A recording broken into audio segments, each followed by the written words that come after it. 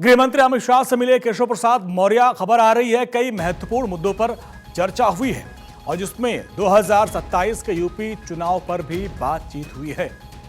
उत्तर प्रदेश के deputy CM Keshav Prasad Maurya गृह मंत्री अमित शाह से मिलने पहुंचे। इस दौरान कई मुद्दों पर चर्चा हुई है। हमारे पॉलिटिकल एडिटर अदिति हमारे साथ जुड़ गई हैं। अदिति, केशव प्रसाद मौर्य की मुलाकात हुई है, क्या एजेंडा रहा, क्या खबर?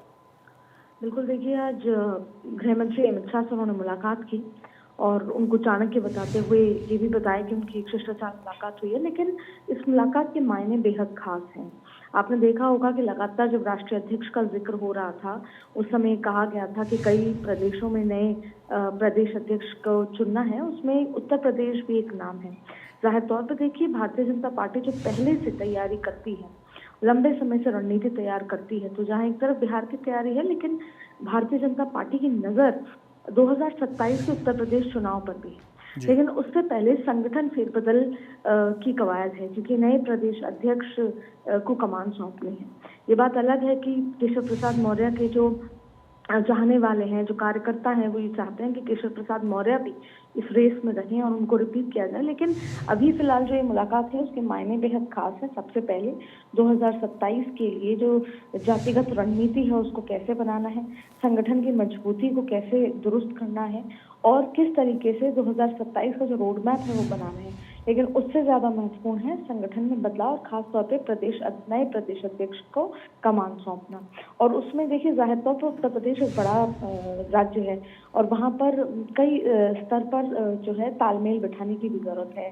तो मुख्यमंत्री का खेमा हो या अलग अलग दिल्ली और उत्तर प्रदेश दोनों का ही जिक्र कर लें, तो किस तरीके से बैलेंस बनाना हो। तो ये जो मुलाकात रही, लगभग आधे घंटे की मुलाकात रही, लेकिन इसके मायने बेहद खास है, जिसमें अगर मैं एक बार फिर कहूँ, नए प्रदेश अध्यक्ष की नियुक्ति, जिसमें खुद बेशक और अदिति, चर्चा यह भी थी कि इस बार जो नया प्रदेश अध्यक्ष होगा उसमें मुख्यमंत्री की सहमति होगी, उनके पसंद के नेता को चुना जाएगा। लेकिन केशव प्रसाद मौर्य की मुलाकात के बाद भी कुछ और भी चर्चाएं शुरू हो गई। देखिए, जाहिर तौर पे जब तालमेल की बात होती है तो ये बात होती है, और उत्तर प्रदेश में जो लंबा समय लग रहा है प्रदेश अध्यक्ष को लेकर, तो संभवतः बीच में प्रयास ये भी थे कि हो सकता है इसको 2026 तक के लिए भी टाल दिया जाए और 2026 में नए प्रदेश अध्यक्ष की नियुक्ति हो। लेकिन क्योंकि जब केशव प्रसाद मौर्य दिल्ली आए और अमित शाह से मुलाकात की, तो वो जो इंतजार था कि क्या 2026 में होगा या जल्द होगा, उस पर जाहिर तौर पर चर्चाएं तेज हो गई हैं। केशव प्रसाद मौर्य का दिल्ली का दौरा बेहद खास नजर आ रहा है, जब वो जो पार्टी के चाणक्य हैं अमित शाह से मुलाकात करते हैं और जाहिर तौर पर 2027 के चुनाव बेहद खास है। उससे पहले की रणनीति तैयार करने की जो पूरी कमान है, वो भी राष्ट्रीय अध्यक्ष और अमित शाह के पास होती है।